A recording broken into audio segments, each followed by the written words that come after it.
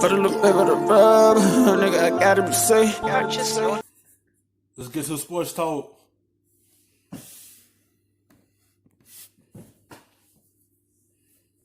I mean, it makes total sense. KD coming back next year, they're gonna be a totally different team, totally different identity, and I didn't see this coach being the coach going forward. You have two guys, both NBA champions, both All-Stars, both some of the top players in this league, and the direction they're going, I can see them having a more experienced coach. Frank Vogel, Frank Vogel came in and coached with LeBron and AD? Mm-hmm. I think Frank Vogel, and I've been saying this for a while, Frank Vogel's the head coach, but but Jason Kidd is really the head coach. So in Brooklyn? In my mind, because if you come out the game and you have something to deal with in the game, you're going to J. Kidd before Vogel. J. Kidd actually played, so I'm pretty sure. But you saw what was happening in Brooklyn. Yes. Can we call this what it is? Kyrie didn't like him, so he's gone. Nobody did, to be honest. Oh, well, okay, by nobody, you might mean Kyrie and KD and DeAndre Jordan. The new guys might not have. Listen, the young guys didn't have any room to complain. Okay, yeah. So that didn't mean they didn't like it. Especially because they were developing. Right. Because the and he was. It's a simple fact is, they know KD coming back next year. They know Kyrie coming back next year. So they want to head to a different direction. And they feel like Kenny was going to be the coach for them. So they want to be able to move forward with a different coach that fit everything those tools like to do. He wasn't going to be the coach for them going forward.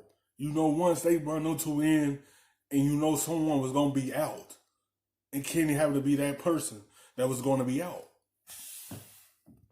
Bang them. The Nets sold the culture above all else. And then, listen, this is the trade-off in the NBA. I'm not saying it's right or wrong, but this is how it works. You can say we have this culture, we have this thing with the infrastructure we have built up.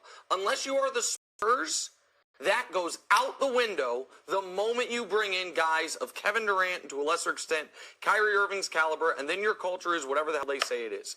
And they wanted DeAndre Jordan to start.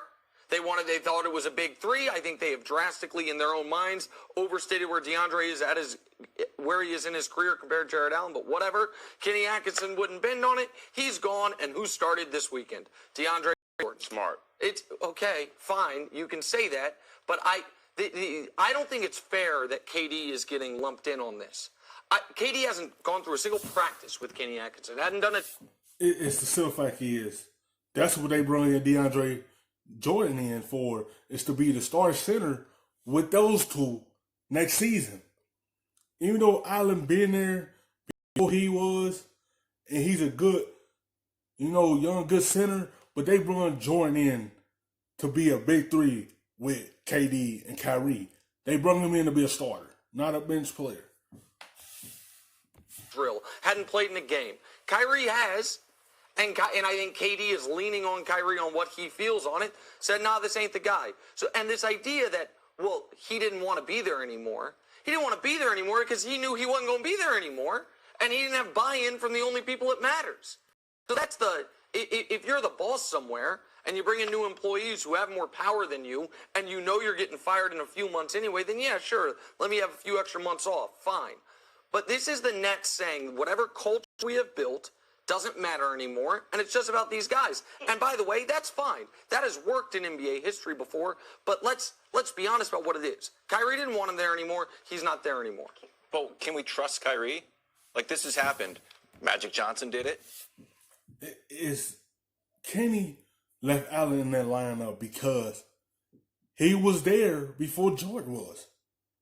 And that's Kenny guy. He wasn't about to just say, DeAndre Jordan, you about to start. He wasn't about to turn his back on Allen. He wasn't about to do that to him.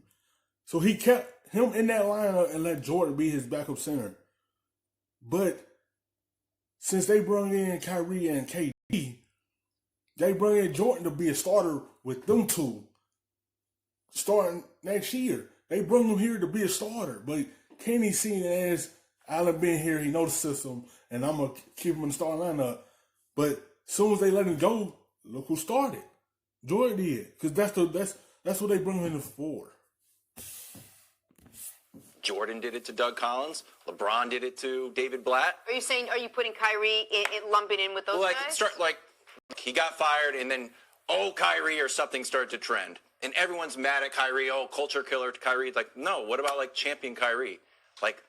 This guy doesn't work. We're not going to get to a championship with him. Let's move on and get somebody else in. And I know, Ty Lue's name's been floated. I don't know how real it is, but people love Ty Lue. I've never heard a bad word about Ty Lue. So if they can get Ty Lue in, and they are also champion, and they win the championship, we'll be like, but what about Kenny Atkinson's feelings? Right. But it makes sense. But like you said, KD should be in this factor.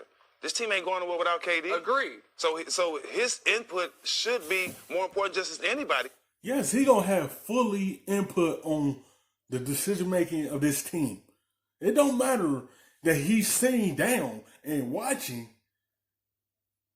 You see how the team was when it was just Kyrie and LeVert, Spencer, Allen, Jordan, and Torrey Prince. You see how it was with them guys without KD.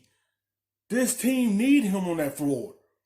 Because he going to make everything goes right along with Kyrie.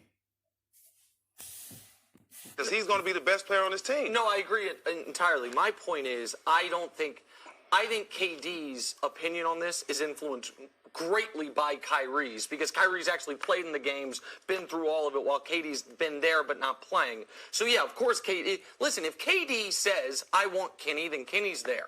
We all know this, right? I guarantee you, but it's just not them. It's a big decision from the people up top. They know that this coach wasn't. They can put it on Kyrie. They can say the players did it. The office people upstairs made this decision.